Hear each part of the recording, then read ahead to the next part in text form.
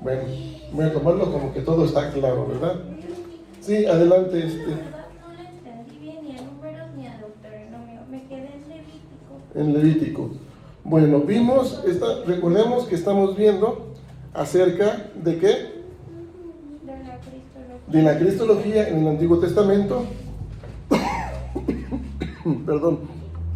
Y vimos primeramente el Pentateuco, Génesis, Éxodo, Levítico, Números y Deuteronomio. ¿Sí? A ver, vimos que en Génesis está Cristo presente, el protoevangelio, ahí lo vimos. Éxodo vimos que está Cristo presente, no solamente en Génesis, en el protoevangelio, sino como el segundo que Adán, ¿sí? Porque por un hombre entró el pecado y la muerte, y por el segundo Adán, ¿quién es el que entra? Dijimos, la vida, la resurrección de la vida, ¿sí? En Éxodo está Cristo presente. ¿Dónde está presente Cristo? En el Éxodo. En el maná del cielo, en la sangre del cordero de la última plaga. Ajá, más bien porque es la Pascua, recordemos, ¿no? La Pascua no solamente es cordero, no solamente más bien aquí es la sangre, ¿verdad? Y en este caso, el pan de vida, ¿sí? Así como fue alimentado el pueblo de Israel en ese momento, ser saciado por el maná del cielo, Cristo viene a ser ¿qué? El pan de ¿qué? De vida, ¿sí? Él es el maná del cielo. En Levítico, ¿qué dijimos? Pues como el sumo sacerdote. Porque en Levítico el tema que trata es la manera en cómo el pueblo se relacionaba, ¿sí? Para con Dios. Ofrendas, libaciones, todo lo que había, ¿sí? Y había dos lugares, dijimos, el lugar santo, el lugar santísimo. En el lugar santo entraban los sacerdotes para ofrecer sacrificios, pero había un lugar que estaba dividido por un velo, que era el lugar como santísimo. Y ahí entraba solamente ¿quién? El sumo sacerdote. Y dijimos en aquella ocasión que esas ofrendas que eran en el Antiguo Testamento eran solamente como un anuncio, una sombra de lo que iba a ser real en el Nuevo Testamento, ¿sí? Es decir, el perdón de pecados era temporal, las ofrendas eran terrenales, temporales. Y Hebreos dice, pero estando ahora Cristo presente, Hebreos 9, ¿sí? ¿Qué dice? ¿Como qué? Como sumo ¿qué? Sacerdote. Ya la sangre de los animales ya no, ahora por la sangre de ¿quién? De Cristo Jesús, ahora tenemos ese ya mediador y esa salvación. Ya hizo un sacrificio una vez y para siempre. Números. ¿Qué tenemos en números? A ver, veamos. ¿Qué dijimos en números? Hay algo importante ahí. El agua de la roca. La peña. La serpiente de bronce. Números, capítulo, ¿qué es? De la roca es el 20, ¿no? 19, ¿qué? 19, 20 y 21. Ese es del, a ver, busquemos ahí lo de la serpiente de bronce, ¿qué cita es? 21 del... Vamos a ir, por favor, a Números, capítulo 21. Y recordemos solamente, hermanos y hermanas, ¿Cristo a qué vino? ¿A qué vino Cristo? Lo que se había ¿qué? Perdido, ¿sí? A rescatar. Cristo es nuestro Redentor, nos vino a ¿qué? A redimir. Si lo decimos en una frase, Cristo nos vino a dar ¿qué? Vida, ¿sí? Porque estábamos muertos en nuestros delitos y pecados. El pueblo de Israel estaba mostrando rebeldía, ¿sí? ¿Estamos de acuerdo? Inconformidades, ¿sí? En ese momento, porque no había alimento, porque no había agua. De hecho, ¿se acuerda usted cuando el pueblo fue llevado hacia un lugar que se llamó Mara? Las aguas de Mara. ¿Sí lo ha leído? A mi esposa ya nos respondió, ¿verdad? ¿Eran aguas qué? Amargas. Sediento el pueblo de Israel. ¿Cuántos días pasaron? Se lo dejo de tarea. Imagínense usted, con este calor que hubo hace cuántos meses aquí. Que dicen que es el primer año que hubo ese tipo de calor, ¿no? Y sin agua. Y de repente solamente el pastor Arturo tiene agua, ¿no? Y los invitamos a la casa. Ya un día lo hicimos con un hermano también, hermano Lore. Y le damos agua, pero es amarga. Ay, pastor, pero en ese caso mejor me hubieran dicho mejor, ¿no? Nuestro corazón humano es así, hermanos, como el pueblo de Israel. Rebelde, inconforme por las circunstancias que se nos presentan. Entonces el pueblo presentaba esta rebeldía, esta inconformidad. Y hubo un momento también que se encontró también entre la vida y la muerte, donde este pueblo, ¿qué dice el capítulo 21, versos del 4 en adelante? Me parece, a ver, por favor, pueden leer esta cita, Números 21. ¿Sí estamos ahí? Sí, después Adelante. partieron del monte de Or, camino del Mar Rojo, para rodear la tierra de Edom, y se desanimó el pueblo por el camino, y habló el pueblo contra Dios y contra Moisés. ¿Por qué nos hiciste subir de Egipto para que vivamos en este desierto? Pues no hay pan ni agua, y nuestra alma tiene fastidio de este pan tan liviano. Y Jehová envió entre el pueblo serpientes ardientes que mordían al pueblo, y murió mucho pueblo de Israel. Entonces el pueblo vino a Moisés y dijo: hemos pecado por haber hablado contra Jehová y contra ti. Ruega a Jehová que quite de nosotros estas serpientes. Y Moisés oró por el pueblo, y Jehová dijo a Moisés: hazte una serpiente ardiente y ponla sobre un asta, y cualquiera que fuese mordido y mirare a ella vivirá. Moisés hizo una serpiente de bronce y la puso sobre un asta, y cuando alguna serpiente mordía a alguno, miraba a la serpiente de bronce y vivía. Amén. La misión Vida Nueva, concedí sed, el pastor Arturo invita. ¿Y qué dijo el pueblo de Israel? ¿Por qué nos hiciste subir de Egipto? ¿Verdad? ¿Hasta dónde? Para que muramos en este desierto. Pues no hay pan ni agua, y nuestra alma tiene ¿qué? Fastidio de este pan tan liviano, que olerá el maná. ¿Y qué hizo Dios? Serpientes, ¿para qué? Los mordieran y murieran, ¿sí? Por su rebeldía. Es decir, hoy día nuestra naturaleza pecaminosa es así. Somos pecadores. Y la paga del pecado, ¿qué es? Muerte. Entonces si Dios hubiera dejado así, sin la vida, sería justo. ¿Estamos de acuerdo? Porque la paga del pecado es muerte. Sin embargo, Dios mismo, en su soberanía y amor, ¿qué hizo? Tuvo misericordia de nosotros. ¿Y qué hizo? Mandó a su Hijo unigénito para que todo aquel que en él cree no se pierda, mas tenga ¿qué? Vida eterna. Quiero que me acompañe. Ya vimos este pasaje.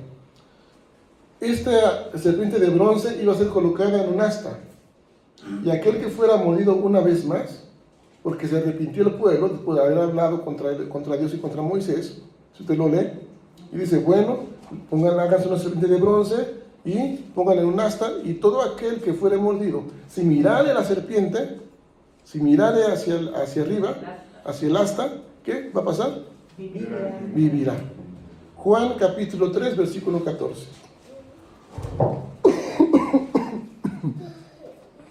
¿Alguien lo tiene, hermanos? Para terminar.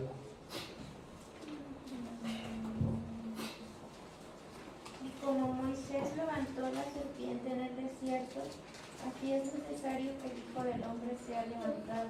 Y como Moisés, ¿qué? Levantó la serpiente en el desierto, así es necesario que ¿qué? Que el Hijo del Hombre sea levantado. ¿Quién es el Hijo del Hombre? Jesucristo. ¿Dónde vemos a Cristo aquí entonces? En esta parte. Ahora, ojo hermanos, usted va a leer después en Números, porque no voy a abordar más. El pueblo de Israel hizo esto, está bien, obedeció. Pero después, esta serpiente, ¿qué hizo el pueblo? Empezó a ¿qué? A adorar ya la serpiente, ya no poner su mirada en Dios. ¿Sí? No hagamos lo mismo nosotros. A veces tenemos nosotros, el día viernes que tuve reunión de presbiterio, veníamos platicando, y había una pregunta: ¿Dios castiga o no castiga? No diga nada, hermano Isaac, porque ¿Dios castiga o no castiga? A ver, Dios es amor. Amén. Lo estoy grabando para que dice el pastor Timuno. Dios es amor, ¿sí? Entonces, ¿Dios castiga o no castiga? Sí, porque dice que Dios al que ama Disciplina, disciplina. ¿sí? Y nos trata como ¿qué? Como a hijos. Porque si nos deja sin disciplina, seríamos como nos traería, como a bastardos. Y no como ¿qué? Como hijos. Por lo tanto, Dios sí castiga. Y aquí lo vemos, ¿sí, hermanos? Entonces, sí tenemos un Dios de amor, tenemos también un Dios que es un Dios de ira, pero Él es grande en amor y misericordia y tardo para la ira. Así que, mis amados hermanos, vemos aquí, para no tardar más en el estudio, la cristología de Números. ¿Quedó claro, Anita, un poquito? ¿Sí? Ok. Deuteronomio. ¿Qué dijimos en Deuteronomio? Ya para no tardar más, lleva 11 minutos. 3 minutos más y ya. Deuteronomio. Y les puse una cita ahí en su material y si la pueden compartir con mis hermanos. Ahí arribita viene una cita, ¿sí? ¿Qué cita es?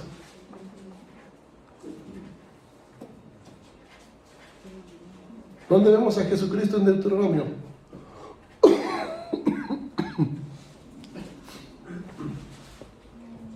Como el libertador. ¿Qué es lo que vemos en Deuteronomio? La ley, ¿sí? Moisés era ¿qué?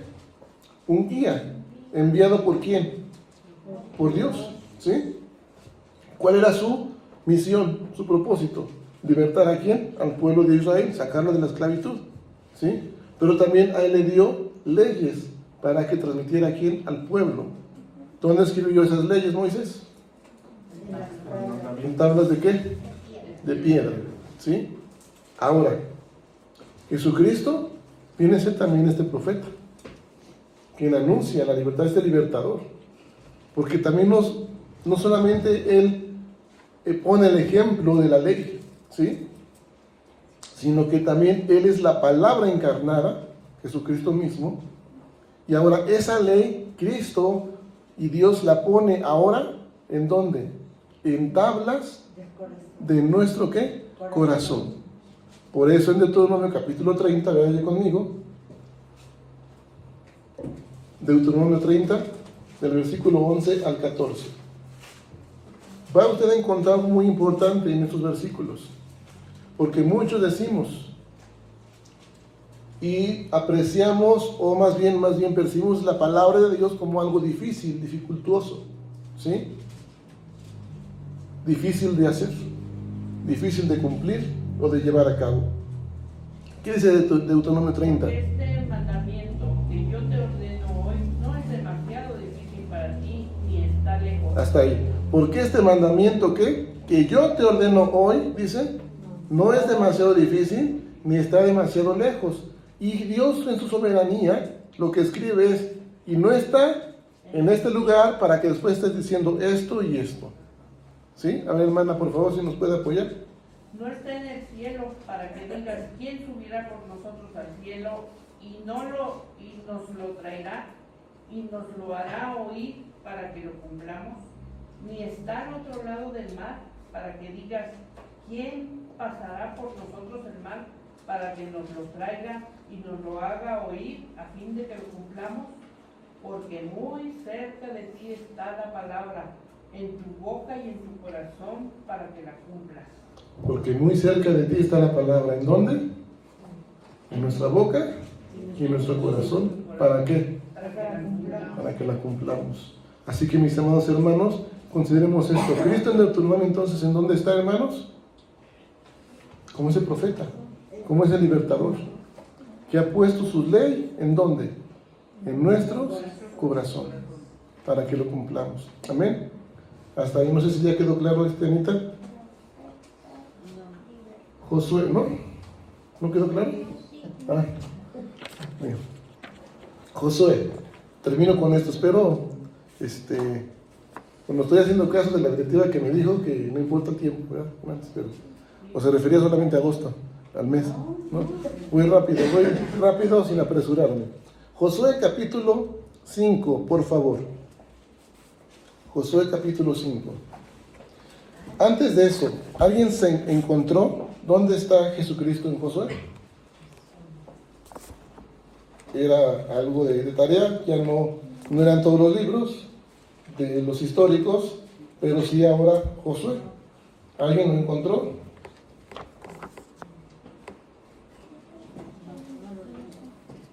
¿Manden?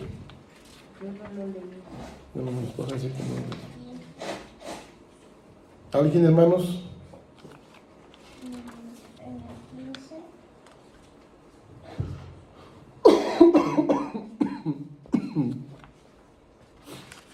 No nos digan el versículo, digan si lo encontramos, nada más, o sea, si lo encontramos, no lo encontramos, y en qué momento, o en qué persona, o... Dice, el príncipe del ejército de Jehová. Ujú. El príncipe del ejército de Jehová, capítulo 5. Ajá, está en el 14, versículo 14. Gracias, Anita, muy bien. Josué es uno de los líderes del Antiguo Testamento, hermanos y hermanas, ¿sí? Y como este personaje también, este Josué, llevó a Israel, digamos, a la tierra prometida, también así como Moisés, él fue obediente de una manera fiel. Así como Moisés fue, también Josué lo fue de esta manera. Y representa ese modelo del Antiguo Testamento, este Josué. De hecho, ¿usted sabe qué quiere decir Jesús? Yo sí sé, de hecho llevo ese nombre también. ¿Qué quiere decir Jesús? ¿Qué significa el nombre de Jesús? ¿Cómo? Salvador. ¿Y el nombre hebreo lo has escuchado alguna vez? Yo lo tengo en mi Facebook. ¿Cómo? Yeshua. Ese es el nombre hebreo. ¿Has escuchado el nombre de Josué en hebreo? Joshua. ¿Cómo? Joshua. Joshua. ¿Encuentran alguna similitud? Sí, pastor, la I y la O. ¿Sí? De hecho, sí hay una similitud, ¿verdad? Y por algo lo hay. Este hombre Josué está representando en el Antiguo Testamento al mismo Mesías que está anunciado. ¿Qué hizo Josué?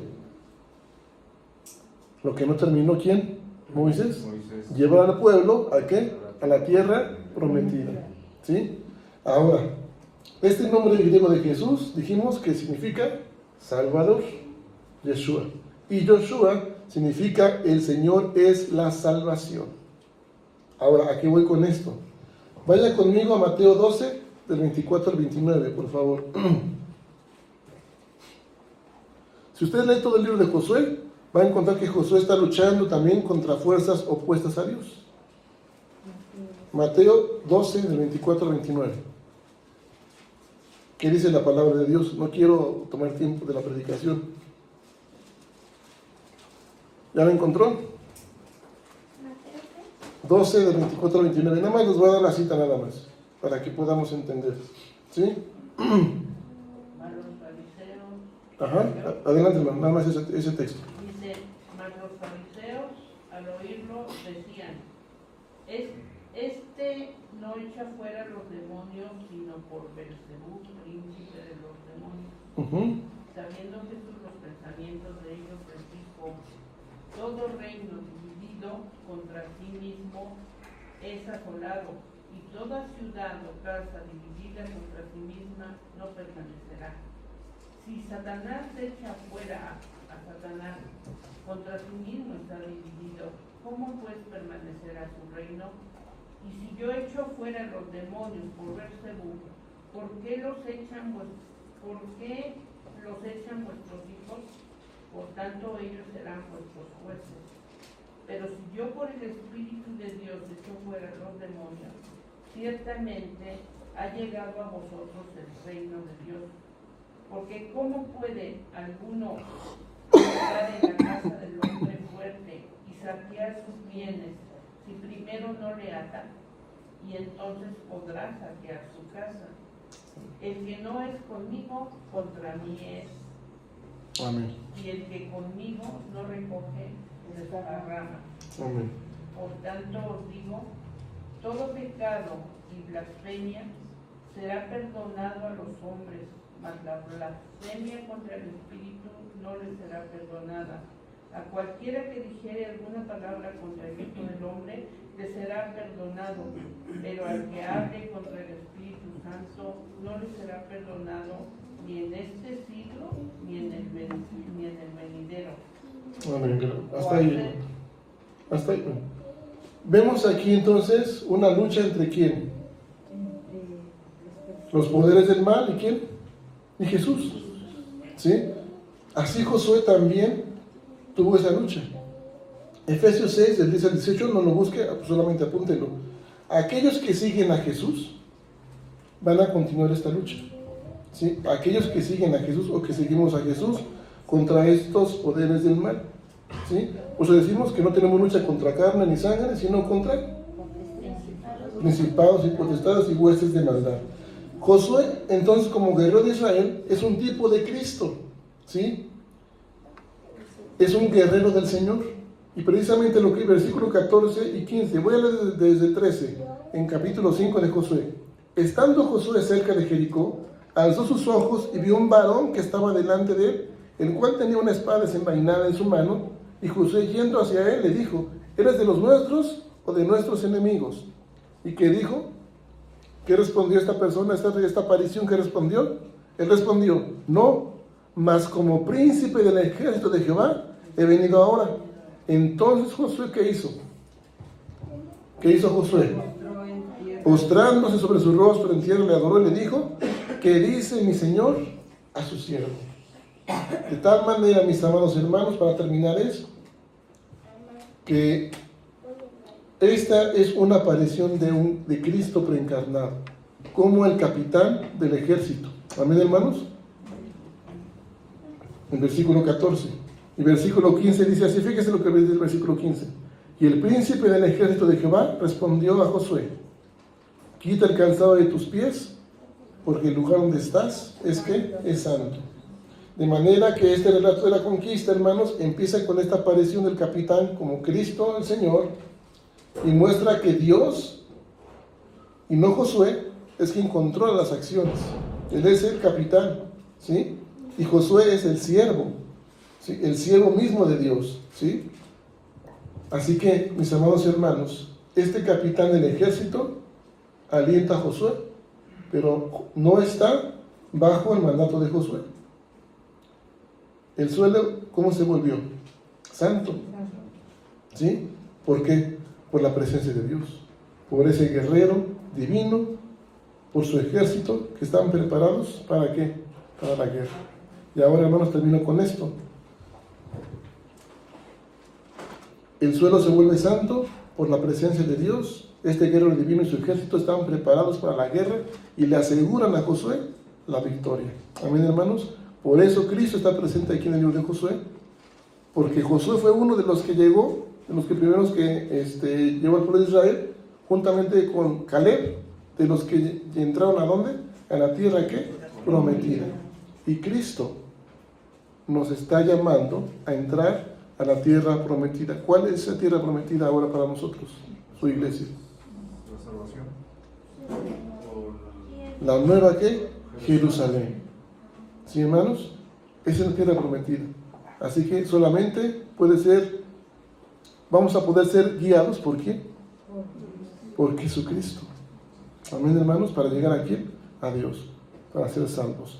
Así que si hay alguna pregunta, la vemos el siguiente domingo, por favor, hermanos. Vamos a orar. Voy a pedir a mi hermano Isaac que pueda hacer esta oración por el estudio. Yo sé que van a quedar muchas dudas, pero así como estamos viendo, el siguiente domingo las vamos a ir solventando, ¿sí? Vamos a orar, por favor, hermano. Bendito Dios, bendito Padre Celestial, gracias le damos, Señor, por la vida de nuestro pastor, Padre.